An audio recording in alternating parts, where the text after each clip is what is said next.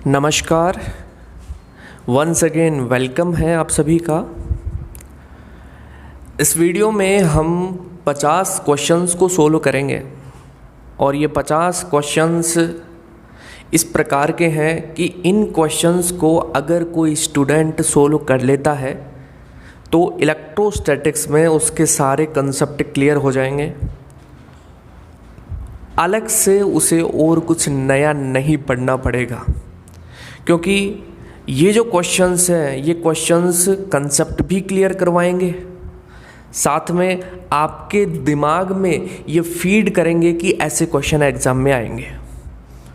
और जब दिमाग में फीड हो जाएगा ये चीज़ कि ये क्वेश्चन आएंगे और कॉन्फिडेंस आ जाएगा और क्वेश्चन आएंगे एग्ज़ाम में, तो सोल्व भी हो जाएगा। आपको करना क्या है, ये 50 क्वेश्चन ठीक से, आसानी से, बढ़िया तरीके से देखने हैं। अगर आपको पहले से क्वेश्चन आता है तो उसे सोल्व करिए, नहीं आता है तो उसका सॉल्यूशन देखिए। कुछ नया कंसेप्ट पता चला तो अपनी बुक में, अपनी डायरी में उसे नोट कीजिए कि ऐसा क्वेश्चन एग्ज़ाम में आएगा तो मैं क्या करूँगा, क्या मैं इसको सोल्व करूँगा या नहीं करूँगा। अगर सोल्व करूँगा तो नोट कर लेता हूँ, सोल्व नहीं करूँगा तो नोट करने की ज़रूरत ही नहीं है।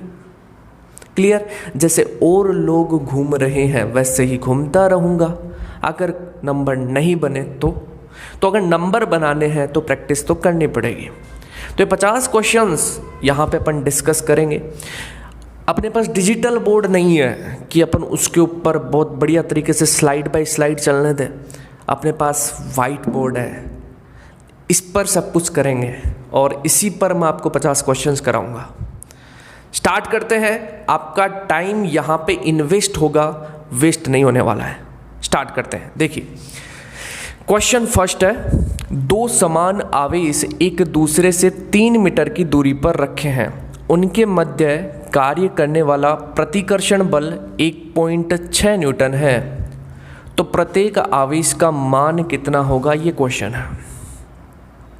कोई भी क्वेश्चन आप सोल्व करते हो तो पहले उस क्वेश्चन की एक एक लाइन में जो दे रखा है वो लिख लो कि दिया क्या है। हमें दिया है दो चार्ज हैं, सेम चार्ज है, सेम चार्ज है। क्लियर? एक दूसरे से 3 मीटर की दूरी पर रखे हैं। कितने मीटर की? 3 मीटर की।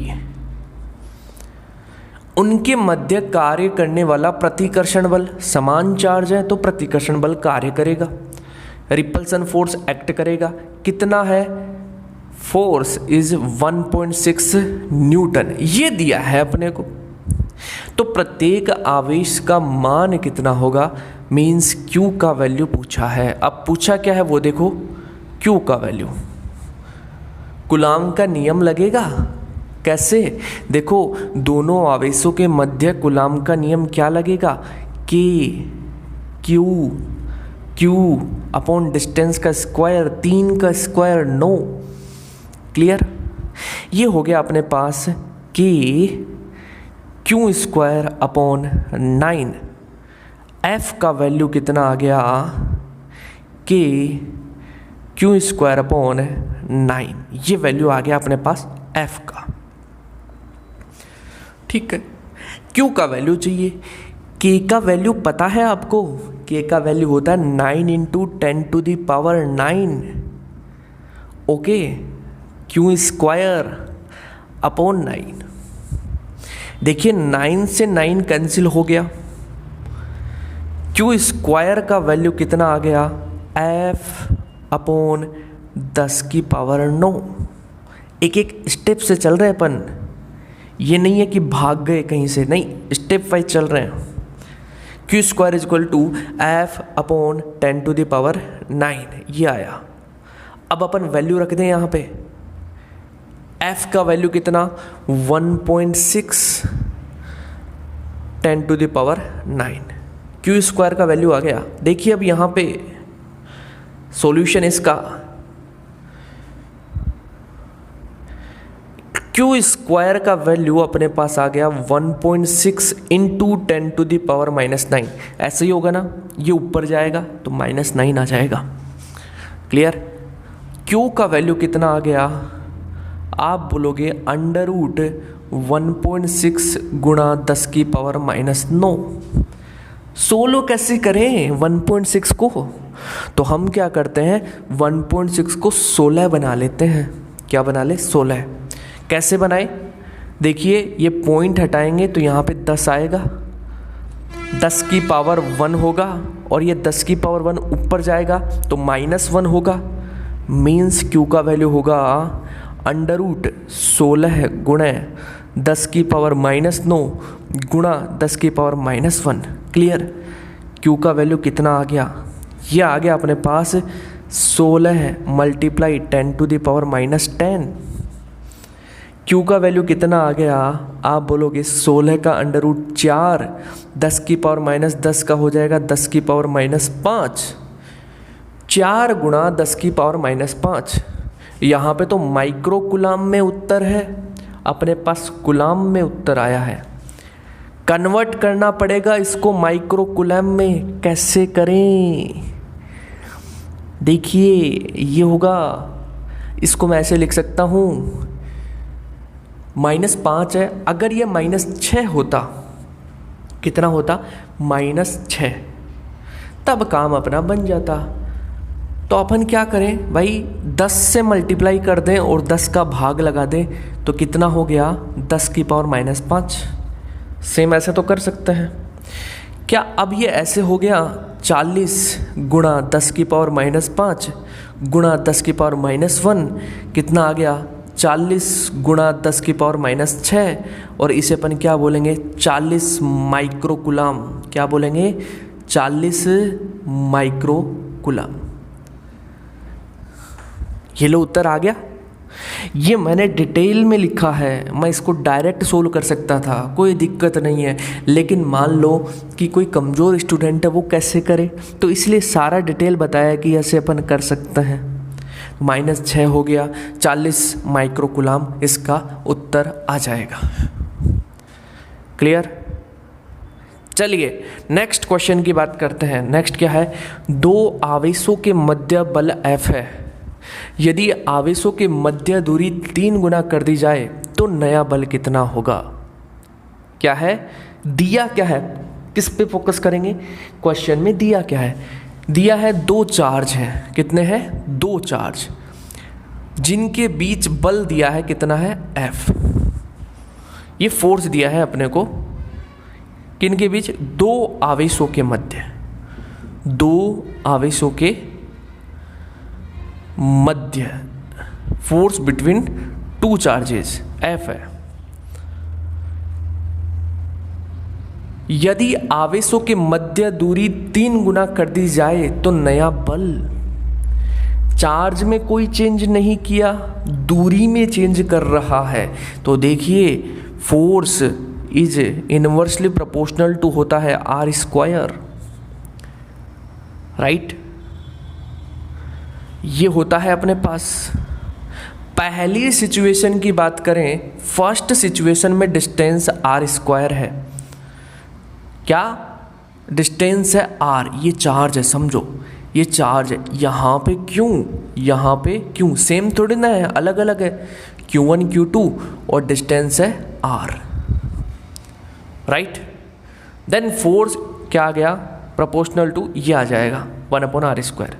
सेकेंड सिचुएशन में क्या किया, चार्जेस जो थे ना उनको तो सेम रखा, Q1 और Q2, किसको चेंज किया, चेंज किया दोनों के मध्य की दूरी को, distance between both the charges को चेंज किया है, कितना 3 गुना कर दिया, मीन्स पहले का 3R हो गया, कितना हो गया 3R। तो न्यू फोर्स क्या हो जाएगा, आप बोलोगे न्यू फोर्स, नया बल, ये हो जाएगा इनवर्सली प्रोपोर्शनल टू 3R का स्क्वायर, राइट। मीन्स हो गया F न्यू, नया बल, is proportional to 1/9R², right. ये पुराना बल था और ये नया बल आ रहा है, क्या अंतर दिख रहा है दोनों में? दोनों में सीधा सा अंतर दिख रहा है कि नया बल पुराने बल का 1/9 है, मतलब एफ न्यू कितना आ गया 1/9 ऑफ एफ ओल्ड, पुराने बल का 1/9। समझ में आया? मीन्स यहाँ पे उत्तर क्या होगा, ये होगा F/9। क्लियर? तो अपन क्वेश्चन को ऐसे सोल्व करेंगे, क्वेश्चन में दिया क्या है वो देखेंगे, फिर क्वेश्चन में जो तरीका लगाते हैं उसकी बात करेंगे। अब जैसे आप एक बार डिटेल में सोल्व कर लोगे तब आप इसको आसानी से भी सोल्व कर पाओगे। अब देखो, अब इसको वैसे सोल्व करना हो, इतना कैलकुलेशन नहीं करनी हो, तो देखो दूरी कितनी कर दी, 3 गुना कर दी। व्युत्क्रमानुपाती होता है तो स्क्वायर होता है 3 तिया 9, 1/9, मतलब पहले का 1/9। डायरेक्ट भी कर सकते हैं। यहीं पे दूरी 2 गुना कर देता तो 2 दूनी 4, तो 1/4 हो जाता। यहीं पे दूरी आधी कर देता तो ऐसा क्वेश्चन भी आता है। यही क्वेश्चन एग्जाम में बनते हैं और ये क्वेश्चन आए हुए हैं, कोई ना कोई नर्सिंग एग्जाम में क्वेश्चन आए हैं। ये मैंने वो क्वेश्चन लिए हैं जो नर्सिंग एग्जाम में आए हैं और कुछ एक्सपेक्टेड है। क्लियर? नेक्स्ट क्वेश्चन की बात करते हैं। अगला क्वेश्चन आता है, किसी वस्तु को 5 × 10⁻⁻19 कूलम से धनावेशित करने के लिए वस्तु से कितने इलेक्ट्रॉन निकालने पड़ेंगे? ये क्वेश्चन है। To charge a body with +5 × 10⁻⁻19 coulomb, the number of electrons withdrawn from it will be. अब वही सिचुएशन, क्वेश्चन उसी प्रकार से होता है, स्थितियाँ वैसी ही होती है, बस हमें काम करना है कि सोल्व कैसे करना है। पहले लिखो दिया क्या है, क्या दिया है, वस्तु को 5 × 10⁻⁻19 कूलम से धनावेशित किया। चार्ज दिया है अपने को, क्यों, कितना, 5 × 10⁻⁻19 कूलम पॉजिटिव धनावेशित किया है, तो वस्तु से कितने इलेक्ट्रॉन निकालने पड़ेंगे। तो ये दिमाग में होना चाहिए कि बॉडी को प्लस चार्ज, बॉडी पर प्लस चार्ज आए, उसके लिए ज़रूरी है क्या कि बॉडी से इलेक्ट्रॉन जाए। तो बॉडी से इलेक्ट्रॉन कितने निकालने कि प्लस चार्ज आए, ये है इतना अमाउंट चार्ज आ जाए, तो इलेक्ट्रॉन तो निकलेंगे। तो अपने को पूछा नंबर ऑफ इलेक्ट्रॉन बताओ, निकाल सकते हैं कैसे, क्वांटाइजेशन ऑफ चार्ज से। दिया क्या है, ये रहा, निकालना क्या है, n, नंबर ऑफ इलेक्ट्रॉन। तो किसी बॉडी पर टोटल चार्ज जो होता है वो होता है ±NE। n होता है नंबर ऑफ इलेक्ट्रॉन और E होता है इलेक्ट्रॉन का चार्ज, राइट। n पूछा है, n का वैल्यू कितना, Q/E, राइट। संख्या प्लस माइनस नहीं होती है, ये नहीं होगा कि +5 संख्या -5 संख्या, संख्या तो संख्या ही होती है। तो n = Q/E आया, फॉर्मूला अपने पास आ गया। अब करना क्या है, वैल्यू रखनी है।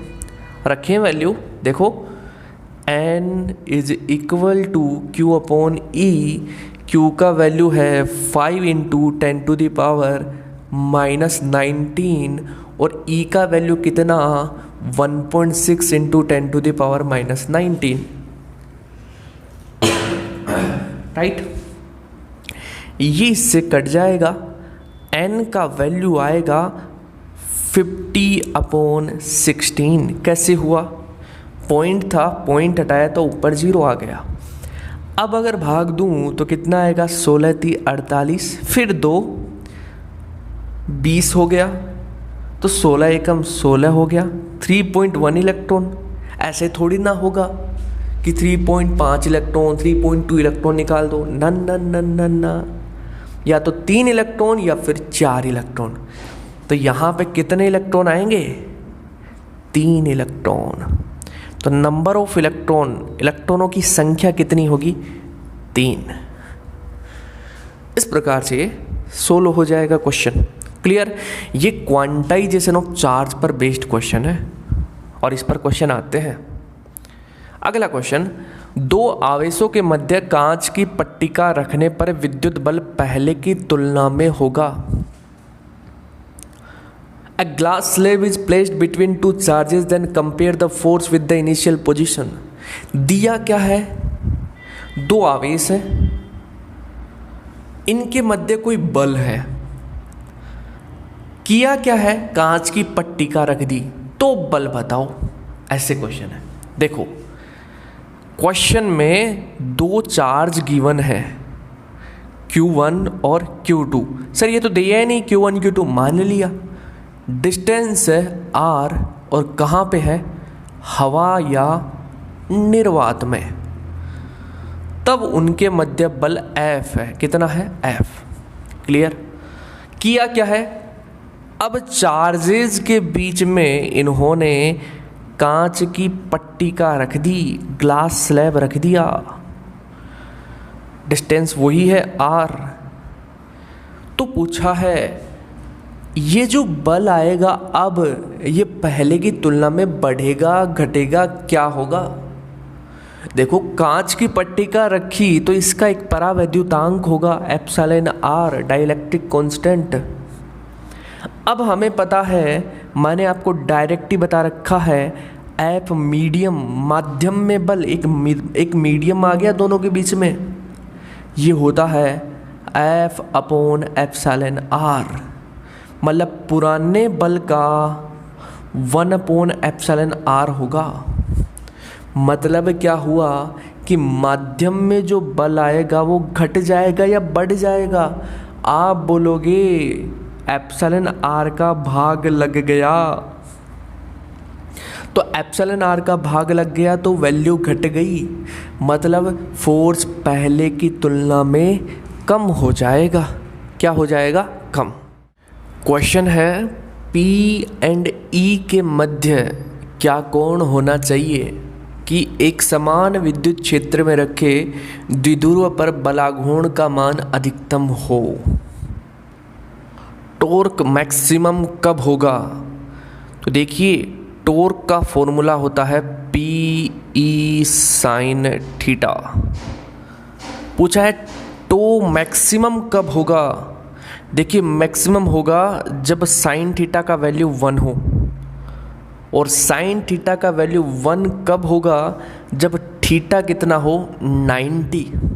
मीन्स टॉर्क मैक्सिमम होगा PE sin 90 डिग्री पर, और इसका वैल्यू आएगा PE। तो यहाँ पे मैक्सिमम कब होगा, 90 डिग्री पर। अभी यहाँ पे क्वेश्चन मिनिमम का पूछ सकता है आपको कि मिनिमम कब होगा, तो ऐसा क्वेश्चन भी एग्जाम में आता है। क्लियर। चलिए 6th क्वेश्चन की बात करें, और ये क्वेश्चन आया हुआ है एग्जाम में। क्या है क्वेश्चन, एक इलेक्ट्रॉन और एक प्रोटॉन एक एंगस्ट्रॉन की दूरी पर स्थित है, तो निकाय का द्विध्रुव आघूर्ण कितना होगा। क्या है, एक इलेक्ट्रॉन है और एक प्रोटॉन है। दिया क्या है, एक इलेक्ट्रॉन और एक प्रोटॉन। डिस्टेंस दिया है, दूरी कितना है, एक एंगस्ट्रॉन। क्लियर। कितना डिस्टेंस है, एक एंगस्ट्रॉन, और मीटर में ये होगा अपने पास 10 की पावर -10 मीटर। क्लियर। तो निकाय का द्विध्रुव आघूर्ण कितना होगा ये पूछा है। क्या है डाइपोल मोमेंट का फॉर्मूला, Q × 2a। Q कितना है, इलेक्ट्रॉन प्रोटॉन, दोनों का चार्ज का मैग्नीट्यूड सेम है, मीन्स 1.6 × 10⁻⁻19 कूलम। 2a दोनों के बीच में डिस्टेंस कितना है, 10 की पावर -10 मीटर। सोलो करें तो वैल्यू कितना आ गया, 1.6 × 10⁻⁻19 कूलम मीटर। ये होगा आपका डाइपोल मोमेंट द्विध्रुव आघूर्ण। क्लियर। तो यहाँ पे ऑप्शन बी राइट होगा।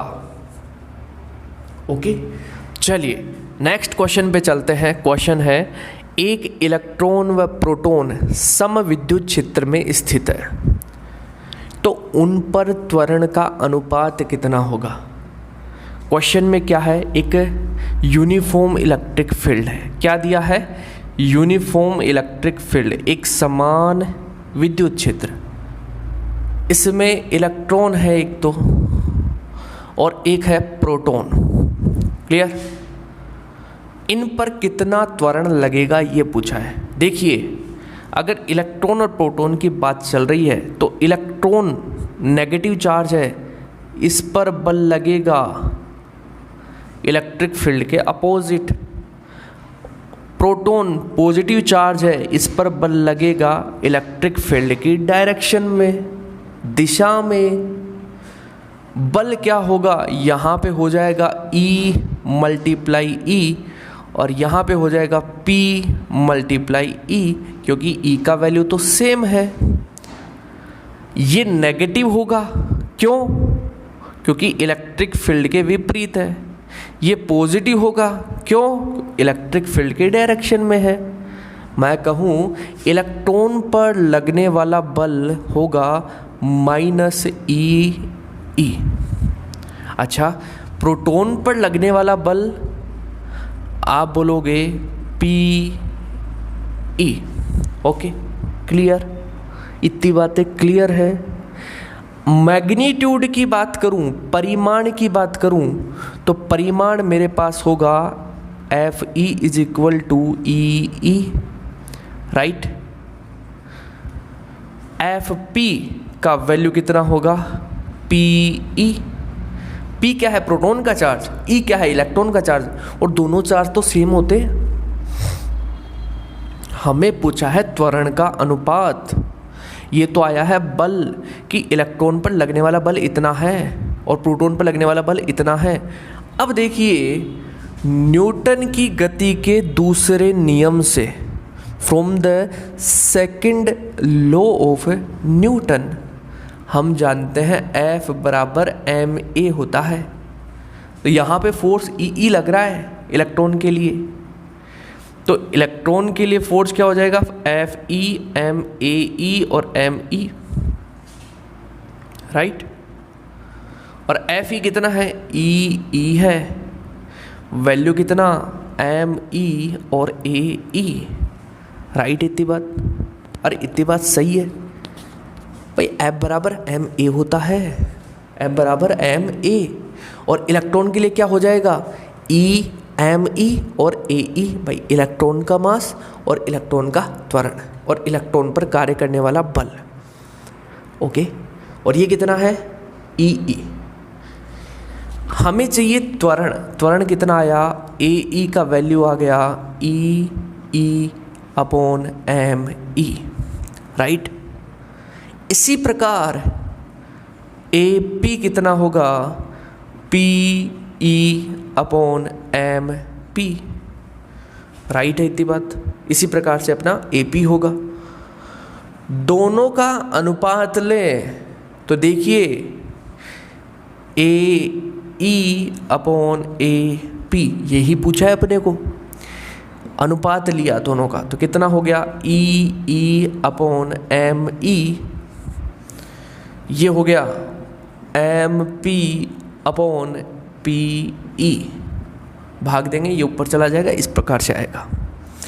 देखिए ये कट जाएगा क्योंकि इलेक्ट्रॉन का चार्ज प्रोटॉन के चार्ज के बराबर, कट गया। E सेम है दोनों के लिए, कट गया। वैल्यू कितना आ गया, MP/me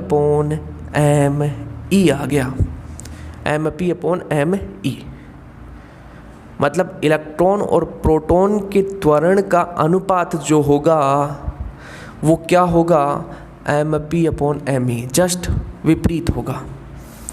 क्लियर। तो इस प्रकार से क्वेश्चन सोल्व होगा। क्वेश्चन में दिया क्या है पहले ये चेक करेंगे, फिर निकालना क्या है उसकी ओर मूव करेंगे। ओके, चलिए नेक्स्ट क्वेश्चन की बात करते हैं। देखिए अब है क्वेश्चन नंबर 8। क्वेश्चन नंबर 8 है, दो परिमाण में समान तथा विपरीत प्रकृति के आवेशों के मध्य बल F है। यदि एक आवेश का 75% दूसरे आवेश को स्थानांतरित हो जाता है तो नया बल कितना होगा, ये क्वेश्चन है। समझ में आया? अच्छा क्वेश्चन है, थोड़ा सा कैलकुलेशन लगेगा लेकिन अच्छा क्वेश्चन है, ये आया हुआ क्वेश्चन है। क्वेश्चन क्या है? दो परिमाण में समान तथा विपरीत प्रकृति के आवेशों के मध्य बल F है। Force between two equal and opposite charges is F। मतलब इक्वल है चार्ज Q और एक और है Q। इक्वल चार्ज है लेकिन अपोजिट है, एक प्लस Q है तो एक माइनस Q है। दोनों के बीच में कोई डिस्टेंस होगी, R डिस्टेंस है। कितना माना अपन ने? R distance. ये लो, क्लियर? बोल रहा है कि बल यहाँ पे कितना है? F है, और ये F कितना होगा हम जानते हैं कि Q² अपॉन R² होगा, कि Q1 Q2 अपॉन R²। परिमाण की बात करें तो यही होगा, मैग्नीट्यूड सेम होगा। क्लियर? यही ओके। एक आवेश का 75%, अब देखो क्वेश्चन को समझो, क्या एक आवेश का 75% दूसरे आवेश को स्थानांतरित हो जाता है। जैसे कि ये प्लस क्यों है, इसका 75%, टोटल कितना होगा इसका? 100%। तो जैसे ये 25% है प्लस 75% है, राइट? तो इसका 75% किसको दे दिया? दूसरे चार्ज को। तो बताओ नया बल कितना होगा? समझना, यहाँ का 75% इसको दिया तो यहाँ पे कितना बचा? 25%। 25% क्यों बचा, राइट? और सेकंड चार्ज जो कि माइनस क्यों था, इसको अपन ने दे दिया कितना? 75% of Q plus Q, right? 25% को आप लिख सकते हो 1/4, मतलब Q/4 चार्ज है। और दूसरा कितना हो गया? -1 प्लस 75%, इसको ऐसे लिख दें -Q प्लस 3/4 Q। 75% को हम ऐसे लिख सकते हैं, कितना है? 3/4। तो ये ऐसे हो गया क्या? Q/4 अपॉन ये कितना हो गया? -Q/4। -4 प्लस 3 माइनस, तो -Q/4। तो इस सिचुएशन में क्या हुआ? जब ये प्रोसेस हुआ तो चार्ज हो गया Q/4 and minus Q/4।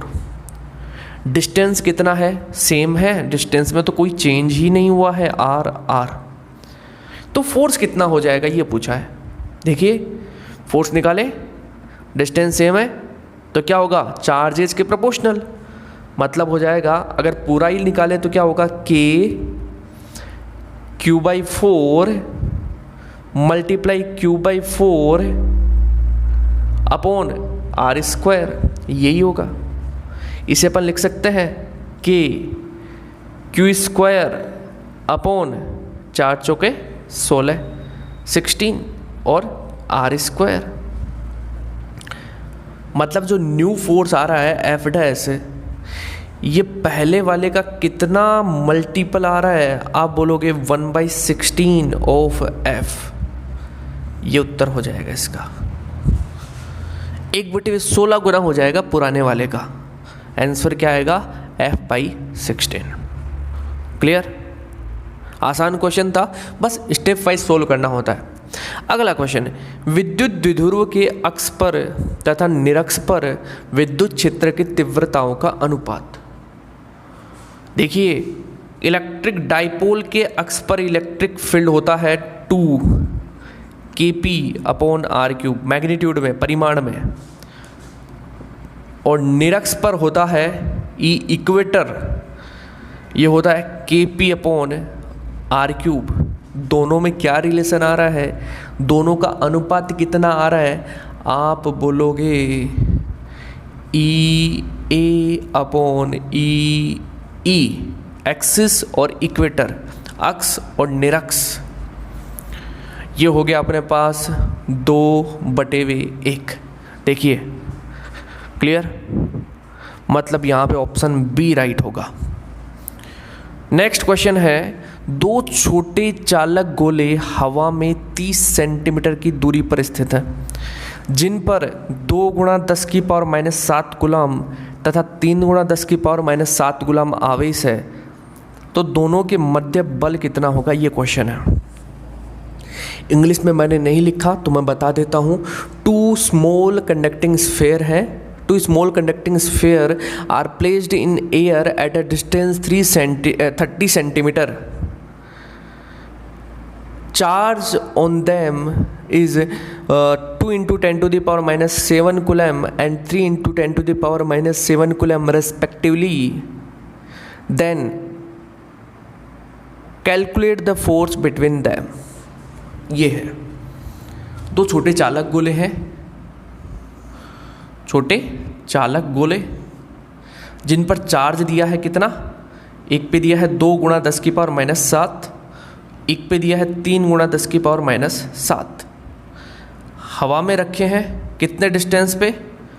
30 centimetre पे। बल पूछा है, निकाल सकते हैं। F = K 9 × 10⁻⁹ Q1 into 2 × 10⁻⁷ Q2 3 × 10⁻⁷ upon R²। Distance कितना? 30 सेंटीमीटर। चेंज करना पड़ेगा, क्यों? क्योंकि सेम होना चाहिए ना सब कुछ। ये सेंटीमीटर में है, ये कूलाम में है, ये सीजीएस में है और ये एसआई में है, तो सेंटीमीटर को मीटर में बदलेंगे तो एसआई में होगा। तो 30 सेंटीमीटर को अपन लिख सकते हैं 30 × 10⁻² मीटर। इसको अपन लिख सकते हैं 3 × 10⁻1 मीटर, राइट? ये अपन लिख सकते हैं। तो यहाँ पे इसका स्क्वायर होगा, मतलब 3 × 10⁻1 का square, 3 × 10⁻1 K Q1 Q2 upon R²।